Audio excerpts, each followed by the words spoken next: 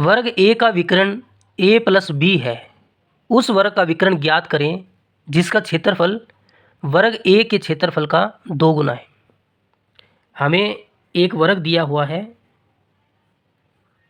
वर्ग ए,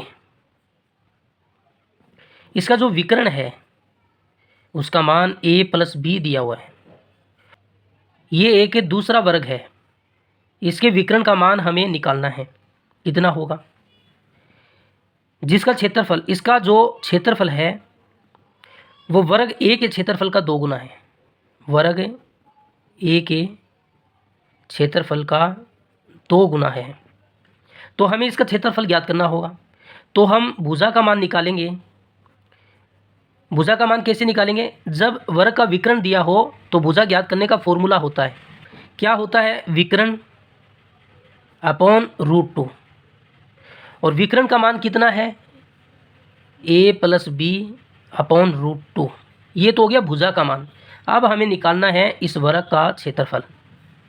वर्ग का क्षेत्रफल क्या होता है? भुजा का स्क्वायर होता है, और भुजा का मान कितना है? a plus B upon √2, a plus B upon √2, तो इसका वर्ग हो जाएगा। तो इसका मान कितना आएगा? a प्लस बी की होल पावर 2 अपॉन 2। तो इसका क्षेत्रफल कितना हो जाएगा दूसरे वर्ग का? वर्ग ए के क्षेत्रफल का 2 गुना है, तो इसके साथ 2 का गुना कर देते हैं।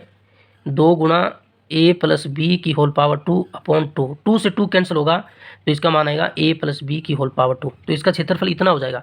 हमें तो इस वर्ग का विकर्ण निकालना है, तो इसका विकर्ण क्या होगा? विकर्ण होगा √2 गुणा भुजा। √2 गुणा भुजा का मान नहीं है, क्षेत्रफल का मान है। अगर हम भुजा का मान निकालेंगे तो कैसे निकालेंगे? क्षेत्रफल का फॉर्मूला क्या होता है? भुजा स्क्वायर होता है। भुजा स्क्वायर का मान कितना है? a प्लस बी की होल पावर 2 है।